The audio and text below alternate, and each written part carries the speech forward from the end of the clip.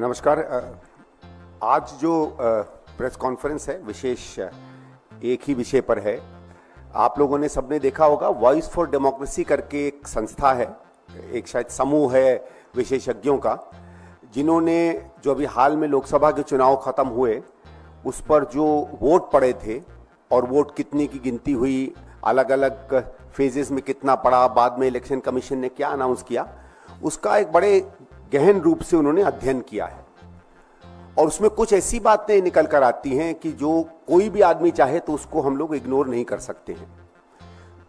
मुख्यतः जो बात वो निकाल कर लाए, जो सबसे बड़ा प्रश्न आता है कि जितना उन्होंने शुरू में हर फेज में जितना अनाउंस किया, जो शाम को 7 सवा 7 बजे का उनका आता है अनाउंसमेंट, उसके और जो आखिरी फेज में जो फाइनल उन्होंने आंकड़े दिए, उसके बीच में करीबन किसी फेज में 4%, किसी फेज पे 6%, किसी फेज में 8% तक का अंतर है।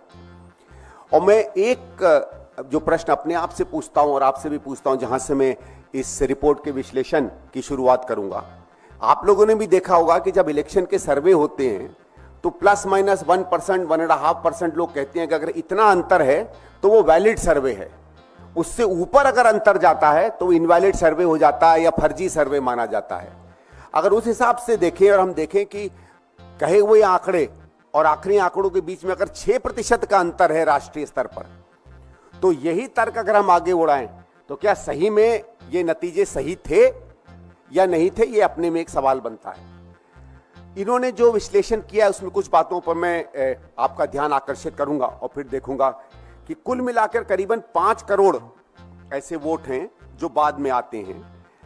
और इसका जब भी इलेक्शन कमीशन से पूछा गया है तो वो ये कहते हैं कि साहब हमने 7 बजे, सवा 7 बजे, 7:30 बजे जो आंकड़े दिए थे वो प्राथमिक रूप से एकदम सही नहीं थे, अंदाजा था, और उसके कुछ समय बाद जब फाइनल हो जाता है वो हमने पब्लिश किए। ये दूसरी बात है कि पहले फेज में 11 दिन बाद, दूसरे फेज में 6 दिन बाद और बाकी के फेजेस में 4-4, 5-5 दिन बाद इन्होंने अपने फाइनल आंकड़े दिए। ये तब है जब कस्में खाई जाती हैं कि ईवीएम से बेहतर कोई तरीका नहीं है, ईवीएम से हर चीज पता चल जाती है। और क्योंकि मैं ईवीएम पे कई चुनाव लड़ा चुका हूं, खुद चुनाव लड़ चुका हूं, मैं 2 बातें ईवीएम की आपको स्पष्ट करता हूं कि ईवीएम से जब वोटिंग चालू होती है तो कोई भी बूथ हो, कहीं भी हो, हर 1.5 या 2 घंटे में उन्हें इलेक्ट्रॉनिक तरीके से इलेक्शन कमीशन को उस बूथ पर उस समय तक कितने वोट पड़े हैं ये भेजना पड़ता है। ये शायद आप लोगों ने भी इलेक्शन कवर किया होगा कि भाई 8 बजे तक की इतनी पोलिंग हुई, 10 बजे तक की इतनी पोलिंग हुई, 12 बजे तक की इतनी पोलिंग हुई।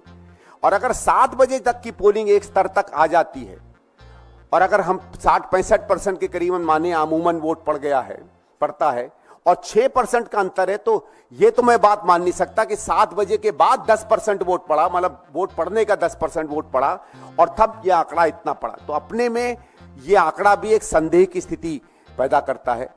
और विशेषकर ये तब और भी ज्यादा सवाल बन जाता है जब हम राज्यों के स्तर पर देखें। जैसे अगर आप देखें तो आपको पता चलेगा कि आंध्र प्रदेश में ये नंबर 12.5% है। अब 12.5% वोट कहां से बढ़ गया, ये बड़ी अपने में अचंभे की बात है। उसी तरीके से 12.5% उड़ीसा में वोट बढ़ जाता है। अब ये कोइंसिडेंस है कि आंध्र प्रदेश में, उड़ीसा में भारतीय जनता पार्टी और उसके गठबंधन ने अच्छा किया। अब ये महज कोइंसिडेंस है कि नहीं, ये बात भी आप लोगों के ऊपर मैं छोड़ देता हूं। तो एक तो बात ये सिद्ध हो जाती है कि इन आंकड़ों में अंतर है, जबकि और मैं उस समय भी इलेक्शन में इन्वॉल्व रहा हूं जब बैलेट से काउंट हुआ करता था। मैं आपको बता सकता हूं तब तो पोलिंग के 2 या 3 दिन बाद काउंटिंग हो जाती थी। हम लोगों को फॉर्म्स 17C मिल जाया करती थी। मैं खुद आपको 84 का अनुभव बताता हूं। 84 क्योंकि आज के हिसाब से तो एक समझ लीजिए डायनासोर के युग का टेक्नोलॉजी इस्तेमाल होती थी। हमारे यहाँ पोलिंग हुई, 3 दिन बाद काउंटिंग हुई, अगले दिन उसके 2 दिन बाद जब हम लोगों ने काउंटिंग एजेंट्स को फॉर्म दिए तो हमारे पास पूरा नंबर था, कितनी वोटिंग पड़ गई, कितना उसका वोट था। उस समय खैर ईवीएम मशीन का नंबर नहीं होता था। और जब काउंटिंग से हम लोगों ने रिलेट किया तो पाया कि 99.9% काउंटिंग बिल्कुल मैच कर रही है। तो जब मैनुअल के जमाने में इतनी हाई तरीके की एक्यूरेसी हुआ करती थी, इलेक्ट्रॉनिक जमाने में जो जाना जाता है अपनी एक्यूरेसी के लिए, इतना ज्यादा अंतर हो जाए, कुछ राज्यों में 12-12, 15-15% का अंतर हो जाए, ये अपने में पूरी की पूरी इलेक्शन प्रक्रिया पर सवाल खड़े करता है। फिर एक बात इसमें बताई गई जो बड़ी रुचिपूर्ण है, वो ये कहते हैं कि जब इलेक्शन कमीशन से पूछा गया तो इलेक्शन कमीशन ने कहीं ये जवाब दिया कि साहब कभी कभी हमको दिक्कत आती थी, हम पूरी इंफॉर्मेशन नहीं बता पाते थे, कभी नेट नहीं चलता था। तो ये तो इस बात से बिल्कुल विरोध में आता है कि जब प्रधानमंत्री हमारे कहते हैं कि देश पूरा डिजिटल इंडिया हो गया है, हर चीज की खबर मेरे पास आती रहती है, कोई ऐसी जगह नहीं बची है जहां 5G 4G नहीं चल रहा है, तो जब हम इतनी टेक्नोलॉजी में आगे बढ़ गए हैं तो इतना बड़ा अंतर क्यों आता है। फिर एक और आंकड़ा इलेक्शन कमीशन ने दिया जो खुद वो आंकड़े का जवाब ही इलेक्शन कमीशन की इस पूरी प्रक्रिया पर सवाल खड़ा करता है। इलेक्शन कमीशन ने 2019 के बारे में बताया कि तब भी कुछ फेजेस में हम लोग देरी से डेटा दे पाए थे, ठीक है, लेकिन उस समय जो डेटा इन्होंने 7 बजे तक दिया था अलग अलग फेजेस का, और अंत में जो डेटा आया था उसमें 1 से भी कम का अंतर था, लेस देन 1% डिफरेंस था। चलिए 1% का डिफरेंस हो सकता है, 7 बजे के बाद पोल पड़ा हो, कहीं खबरें नहीं आई हो, कहीं इंटरनेट नहीं चल रहा हो, लेकिन जब 5 साल में टेक्नोलॉजी आगे बढ़ जाती है, देश विकास के रास्ते पे माना जाता है, चढ़ता चला जा रहा है, हम पहले गुरु थे या विश्व गुरु हो गए हैं, तब 1% से 6% हम लोग और नीचे गिर जाते हैं। ये सवाल न केवल इलेक्शन कमीशन पे पड़ता है बल्कि पूरी प्रक्रिया पे पड़ता है। और दुर्भाग्य की बात यह है कि इलेक्शन कमीशन ने बार बार जब उनको इन आंकड़ों को उनके सामने रखा गया तो उन्होंने इस बात को ठीक नहीं माना कि वो किसी भी तरह इसमें कोई जवाबदेही बनाए। ठीक है, वो संवैधानिक संस्था है, लेकिन जब संवैधानिक संस्था के काम इस देश की जमहूरियत और लोकतंत्र पर सीधा सीधा असर करते हैं और लोगों के अंतर में ये बड़ा सवाल आता है, तो मुझे लगता है इलेक्शन कमीशन की ये जिम्मेवारी बनती है कि इस पर वो अपनी बात या अपना पक्ष रखें। फिर इसी वोट फॉर डेमोक्रेसी ने एक बड़े इंटरेस्टिंग आंकड़े को सामने रखा। उन्होंने तमाम कॉन्स्टिट्यूंसियों में देखा कि क्या वोट का जीतने का या हारने का अंतर था, और उन्होंने देखा कि 89 ऐसी कॉन्स्टिट्यूंसीज हैं जिसमें अगर ये वोट परसेंटेज बढ़ा नहीं होता, तो वोट परसेंटेज जो बढ़ा है और भारतीय जनता पार्टी के जीतने के बीच में जो अंतर है उसकी प्रतिद्वंदी नंबर 2 की पार्टी से, वो उससे ज्यादा पड़ता है। यानी अगर ये माने कि पूरी की पूरी ये जो वोट बढ़े थे इसमें शायद अगर कोई धांधली हुई है, तो ये मान लीजिए कि 89 सीटें ऐसी हैं जो भारतीय जनता पार्टी इस मैनिपुलेशन से जीती है। चलो मान लेते हैं 89 नहीं, ये मान लेते हैं कि 6.5% नहीं, 1% तो नॉर्मल होता था, तो उसको आप 6% मान लीजिए, 5.5% मान लीजिए, 5% मान लीजिए, तब भी 55 से 60 सीटें ऐसी हैं जिस पर संदेह का एक सवाल खड़ा होता है।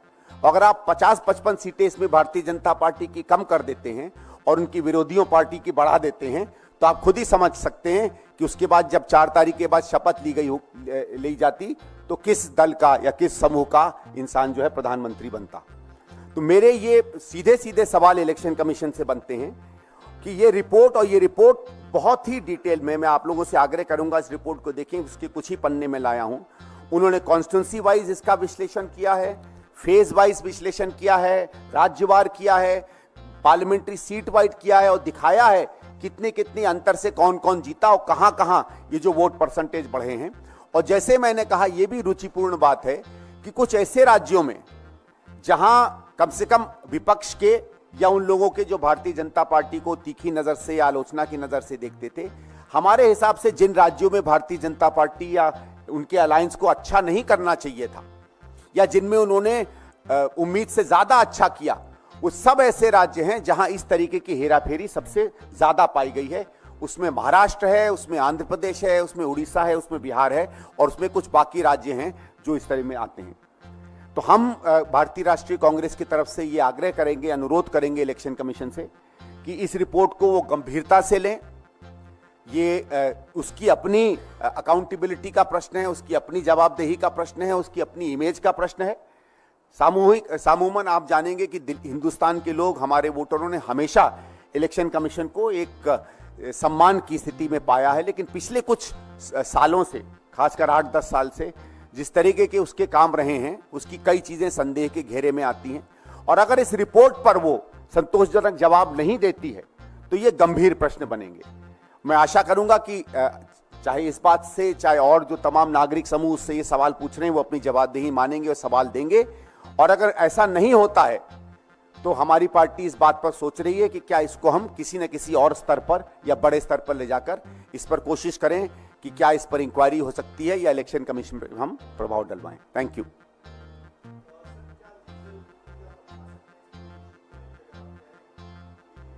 का परसेंटेज का इशू है, आंध्र प्रदेश से लेके महाराष्ट्र तक आप गिनवा रहे हैं, तो क्या कोर्ट का दरवाजा भी आप खटखटा सकते हैं इस डेटा के बेसिस पे? देखिए, ये हो सकता है, लेकिन ये थोड़ा पेचीदगी वाला मामला है, क्योंकि कई बार हमने देखा है कि जब ऐसे सवालों को हम कोर्ट के सामने ले जाते हैं तो कोर्ट कहते हैं कि नहीं, हम इसको इलेक्शन कमीशन पे रखेंगे। तो मैं तो ये आशा करूंगा कि इलेक्शन कमीशन ही गंभीरता से इस प्रश्न को देखे, लेकिन अगर नहीं होता है तो क्या हम कोई और संस्था के पास जाते हैं या कोर्ट के पास जाते हैं, जैसे आपने सुझाव दिया है। मेरे ख्याल से ये हमारा शीर्ष नेतृत्व जो है इस बात को तय करेगा। चुनाव के मैं आपको अभी पूरा आंकड़ा, और ये वही रिपोर्ट है सर जो एडीआर ने अभी नहीं, ये वोट फॉर डेमोक्रेसी, एडीआर ने एक रिपोर्ट छापी, उसी के साथ साथ एक एक्सपर्ट्स ग्रुप का है, वीएफडी रिपोर्ट है। मैं रिक्वेस्ट करूंगा हमारे साथियों से कि अगर सबको वो रिपोर्ट दे दें, वॉइस फॉर डेमोक्रेसी, और इसमें 3 या 4 एक्सपर्ट्स का इन्होंने नाम दिया था, वो नाम भी मैं आपको दे सकता हूं। टोटल वोट जो हैं कुल मिला के 4,65,46,000 को, तो 4,65,00,000 आप मान लें, अमूमन 5 करोड़ के करीब वोट्स हैं। और जो टोटल परसेंटेज है वो करीबन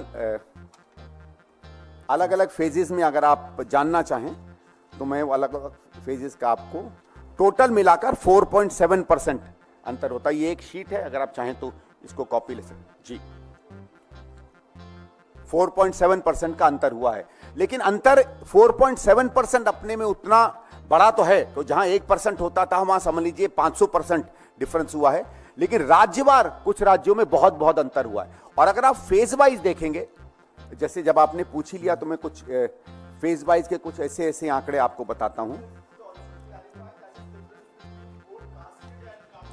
जी। नहीं, वोट कास्टेड नहीं। देखिए क्या है, वोट कास्ट हमको कैसे पता चलता है? आपने देखा होगा इलेक्शन कमीशन बूथों से जानकारी मंगवाता है, और जिस दिन पोल चल रहा होता है तो वो राज्यवार आपको आंकड़े देता है कि दिल्ली में 12% वोट पड़ा, हिमाचल में 12 बजे तक 63% वोट पड़ा। तो वो अलग अलग 2-2, 3-3 घंटे में अलग अलग वोट के परसेंटेजेस आपको बताता है। और आखिरी आंकड़ा जो रात को पब्लिश होता है वो अमूमन 6:30-7 बजे तक का माना जाता है, क्योंकि ये होता है 5 बजे पोल बंद होते हैं, जितने लोग एंटर कर गए पोलिंग बूथ में वो पोल करेंगे। और सबका अनुभव यह है कि 99-98% तक व्यक्ति जो है 98-99 6-6:30 बजे तक पोल पड़ जाते हैं। अब तो ऐसा है, क्योंकि अगर आप लोगों ने मशीनें देखी होंगी, आपको कोई मैनुअल काउंट भी नहीं करना पड़ता। जो पीठासीन अधिकारी है उसके सामने जो मशीनें पड़ी होती हैं उसमें एक्चुअल दिखता है कितना वोट पड़ा है। तो इसमें कोई ये भी नहीं हो सकता कि गणित में कोई दिक्कत हो। उनके पास मुझे मालूम है कि उनको हर 2 घंटे में या 3 घंटे में वाया व्हाट्सएप या जो भी उनका कम्युनिकेशन सिस्टम होगा, उन्हें अपने अपने स्टेट इलेक्शन कमीशन और स्टेट इलेक्शन कमीशन से जहां एग्रीगेट होता है नेशनल कमीशन की तरफ, उनको आंकड़े भेजने पड़ते हैं कि इस समय तक इतनी पोलिंग हुई है। तो जब इतनी एग्जैक्टनेस और इतनी स्पेसिफिसिटी पूरे सिस्टम में है, तो 4-5% का अमूमन, और कुछ कुछ जगहों पे 12-12, 15-15, 16-16% का कहां से अंतर हो सकता है। और अगर आप देखें तो ये कोई बियाबान जंगल के राज्य नहीं है, इसमें आंध्र प्रदेश है, इसमें उड़ीसा है, इसमें महाराष्ट्र है। तो ये भी नहीं बात चल सकती कि साहब इंटरनेट्स नहीं काम कर रहे थे, सिस्टम्स नहीं काम कर रहे थे। तो ये अपने में सवाल बनता है कि है मामला बहुत गंभीर। कुछ जैसे मैं आपको छोटे एग्जाम्पल देता हूं, जैसे अरुणाचल प्रदेश में पहले राउंड में 12.2% का अंतर आया, सिक्किम में 11.8% का अंतर आया, लक्षद्वीप भले हम लोग वो सीट जीते हों 25% का अंतर आया। 25% का अंतर कैसे किसी सीट पर आ सकता है? इसी तरीके के इसमें अगर आप इसके टेबल्स देखेंगे, मैं बहुत ज्यादा आपको आंकड़ों से नहीं करना चाहता, बट हर स्टेट में हर फेज में, और वो भी अलग अलग उसमें कभी कभी एक्सपीरियंस है, कुछ राज्यों में कभी कम कभी ज्यादा। तो ये भी नहीं कोई आप पैटर्न बता पा रहे हैं कि किसी राज्यों में किसी फेज में कुछ ज्यादा दिक्कत हुई। संदीप जी, जिस वीडीएफ की रिपोर्ट का आप जिक्र कर रहे हैं उसमें जो है डॉक्टर अंबेडकर द्वारा 1949 में कुछ आशंकाएं व्यक्त की, उसका उल्लेख किया गया है। 1949 में अंबेडकर द्वारा संविधान सभा में कहा गया था कि संविधान में किसी मूर्ख या दुष्ट को चुनाव आयुक्त रूप में नियुक्त करते हैं तो ऐसा प्रावधान ईसीआई कार्यपालिका के अंगूठे के नीचे आ जाएगी। नहीं, जो बाबा साहब ने कहा वो उसको मैं सम्मान करता हूं, लेकिन मैं इस समय जो इलेक्शन कमिश्नर है उन पर कोई टिप्पणी नहीं करूंगा। ये रिपोर्ट और जो बार बार लोगों के अनुभव हुए हैं इलेक्शन कमीशन से, ये इलेक्शन कमीशन की इंडिपेंडेंट या स्वतंत्र होने पर सवाल खड़े करते हैं। और मेरे ख्याल से अच्छा होगा अगर इलेक्शन कमीशन सही में वो जानता है कि नहीं निष्पक्ष तरीके से चुनाव, अगर निष्पक्ष तरीके से चुनाव हुए हैं और अगर सत्य आपके साथ है तो फिर इन सवालों का जवाब देने में आपको क्यों दिक्कत हो रही है। अगर आप जवाब नहीं दे रहे हैं और एक इस पर्दे के पीछे खड़े हो रहे हैं कि हमारी किसी से जवाबदेही नहीं बनती है और हम कॉन्स्टिट्यूशनल बॉडी हैं, तो अगर ये आपके हथियार हो जाएंगे जवाब ना देने में, तो फिर मेरे हिसाब से ये बात साबित हो जाएगी कि दाल में कुछ काला है। जहां तक मैं समझ पा रहा हूं वो रिपोर्ट को, जिस दिन वोटिंग वाले दिन में जो चुनाव आयोग ने आंकड़े दिए और जो वोट काउंट हुए उसमें ये फर्क है 4 पॉइंट। नहीं, वोट जो फाइनल उन्होंने अनाउंस किए और फिर जो वोट, एक और चीज बड़ी इंटरेस्टिंग है, जो वोट इन्होंने फाइनल अनाउंस किए, जो जब आप देखिए जब आप काउंटिंग एजेंट्स पे जाते हैं और टेबलों पे बैठते हैं तो सामने जो अधिकारी होते हैं उनके पास डेटा होता है किस मशीन नंबर पे कितना वोट पोल हुआ है। उसमें भी अंतर पाया गया। वो अंतर बहुत ज्यादा नहीं है, कहीं 1000 वोट का, कहीं 500 वोट का, कहीं 400 वोट का। वो अंतर भी कहां से आ गया, वो भी अपने में सवाल बनता है। उसको मैंने केवल इसलिए रेखांकित नहीं किया कि वो अंतर शायद चुनाव के रिजल्ट्स के अंतर से ज्यादा कम है, लेकिन इस रिपोर्ट में वो भी दिया गया है कि बहुत ऐसी कॉन्स्टिट्यूंसीज हैं जहां अगर 972 वोट टोटल पोल हुआ था किसी ईवीएम मशीन पर, तो जब गिनती हुई तो 975 निकले। जहां 708 पोल हुए थे वहां 770 निकले। जिस कॉन्स्टिट्यूंसी में समझ लीजिए 12,565 वोट हुए थे, जब गिने गए तो 12,1300 या कुछ और निकले। तो ये भी गलतियां पाई गई हैं। तो मेरा ये कि अगर मशीन तो एक्यूरेट होती है, आप सब कंप्यूटर इस्तेमाल करते हैं, एक्सेल इस्तेमाल करते हैं, कैलकुलेटर इस्तेमाल करते हैं, हमारे आपकी गिनती में फिर भी गलती हो सकती है। ये तो हो नहीं सकता कि एल कैलकुलेटर वही 8 + 4 डाले तो एक में 12 निकले और एक में 12.25 निकले। इलेक्शन कमीशन के कैलकुलेटर्स में निकल सकता है, सामान्य जन के कैलकुलेटर्स में तो ये नहीं निकल सकता। इसको एक दूसरी संस्था के सामने भी ले जा सकते हैं यदि जरूरत पड़ी तो। फिलहाल आप चुनाव आयोग के सामने अपनी बात रखने की कोशिश कर रहे हैं। इससे पहले भी कई बार कांग्रेस पार्टी ने चुनाव आयोग की क्रेडिबिलिटी पर सवाल खड़े किए थे। आप लोग हमेशा से ये भी कहते रहे कि हमें ईवीएम पर भरोसा नहीं।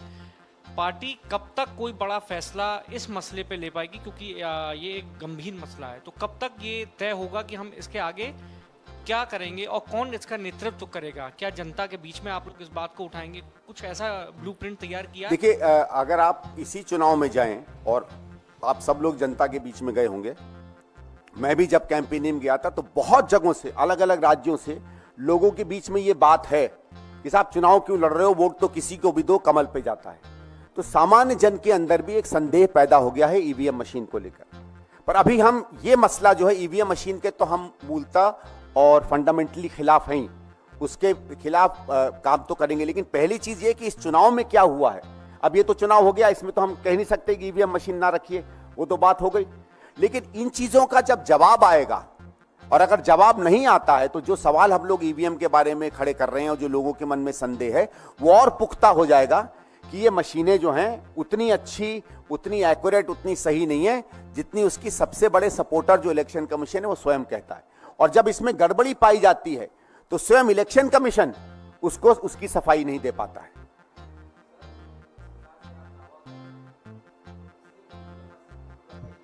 सामने आ रही है क्योंकि जो कैलकुलेशन आप बता रहे हैं कि कैलकुलेट करते समय 7 बजे के बाद जो बताया गया कि कुछ % वोट पड़ता है, इसके बाद जब फाइनल उसका डेटा जारी किया जाता है तो उसके बाद कुछ बताया जाता है।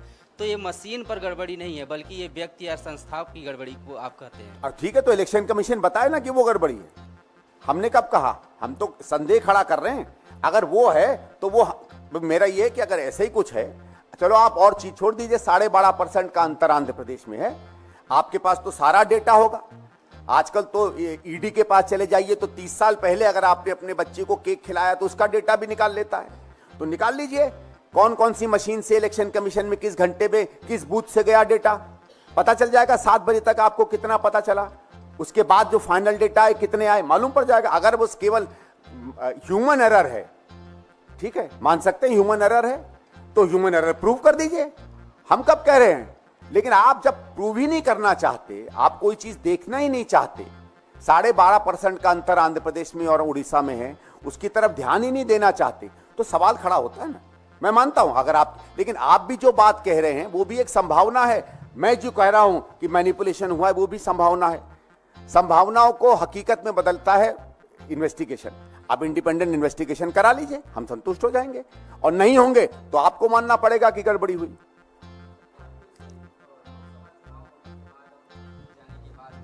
ईवीएम का मुद्दा लगातार ये चलता रहा है और वोटिंग को लेकर क्या फिर से कांग्रेस जो है नए मुद्दे को जन्म दे रही है इसके जरिए? हम नहीं जन्म दे रहे, ये रिपोर्ट जन्म दे रही है, और रिपोर्ट तथ्यों पर है, तो तथ्य जन्म दे रहे हैं, और तथ्य उस दिन की हकीकत बता रहे हैं, तो वो हकीकत इसको जन्म दे रही है सवाल को, हम नहीं। हमारे पास जब ये हकीकत इस संस्था द्वारा आई, तो हम भी जो चीजें समझते थे कि ईवीएम में हो सकती है, ये शायद उससे भी ज्यादा खतरनाक तस्वीर हमारे सामने प्रस्तुत करती है। दो रिपोर्ट है, एक एडीआर की रिपोर्ट में 6 लाख का फर्क बताया गया, और इस रिपोर्ट में 4.7%, जो कि करोड़ में जा रहा है, 5 करोड़ के करीब। 5 करोड़ का। तो आपको नहीं लगता कि रिपोर्ट का जो कंक्लूजन पे पहुंचने का, क्योंकि 2 रिपोर्ट है, एडीआर भी एक विश्वसनीय संस्था है, वर्ल्ड फॉर डेमोक्रेसी की अभी आप जिक्र कर रहे हैं, तो दोनों में इतना का फर्क कैसे आया, आपने जानने की कोशिश? देखिए, एडीआर की रिपोर्ट मैंने नहीं देखी, लेकिन जो मैंने आंकड़े वीएफडी की रिपोर्ट में देखे, और कल रात से मैंने इसको खुद पूरी तरीके से तो मेरे पास वो आंकड़े प्रस्तुत नहीं है, लेकिन इन्होंने जो नंबर बताए थे, मैं गया इंटरनेट पर और मैंने उन दिनों के फिर अखबारों को निकाल कर आंकड़े देखे क्या उन्होंने पब्लिश किए थे, और मैंने देखा कि 95, 98, 99% में वो डेटा रिट्रीव कर पाया कि जो आंकड़े ये दे रहे हैं ये वही थे जो तमाम अखबारों में या चैनल्स ने उन दिनों के उन राज्यों के पब्लिश किए थे फेज वाइज। तो इसलिए मुझे ये एक कॉन्फिडेंस आया कि जो रिपोर्ट वीएफडी दे रही है वो आंकड़ों पर आधारित है, और उन्होंने जो देखा वो जो हकीकत उन दिनों की थी उस पर आधारित है।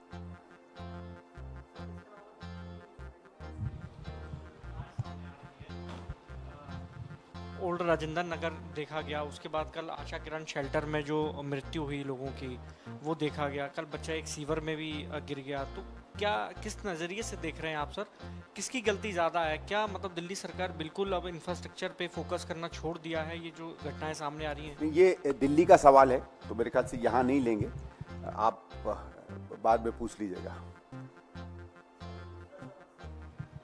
सुप्रीम कोर्ट का एक फैसला आया सर 2 दिनों पहले SC ST में सब कैटेगराइजेशन को लेकर, तो कांग्रेस पार्टी की क्या राय है इसमें? ये देखिए, ये एक बहुत महत्वपूर्ण जजमेंट है, और इसको अभी पार्टी इसका विश्लेषण कर रही है, इसको समझ रही है, और मुझे जो पता चला है कि कुछ ही दिनों में इस पर हम अपनी प्रतिक्रिया देंगे। लेकिन हम इस बात का भी इंतजार कर रहे हैं कि अगर महत्वपूर्ण एक ऐसा जजमेंट सुप्रीम कोर्ट की तरफ से आया है तो सरकार की इसमें क्या प्रतिक्रिया है। सरकार की प्रतिक्रिया हमें नहीं पता चल रही है।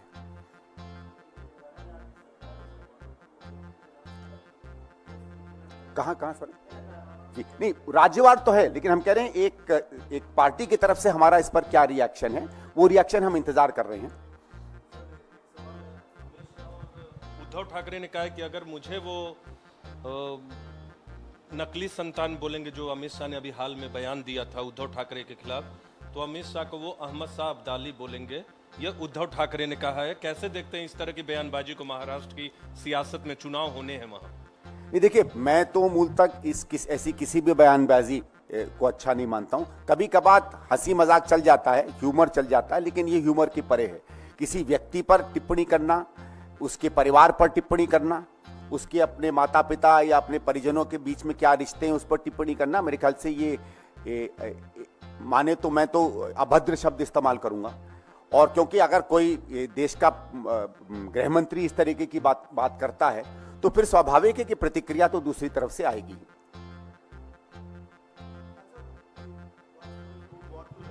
Asha Kiran deaths are very unfortunate, and that institution facility itself has been under question back from the day of 2009-10 when even your party was in power in Delhi.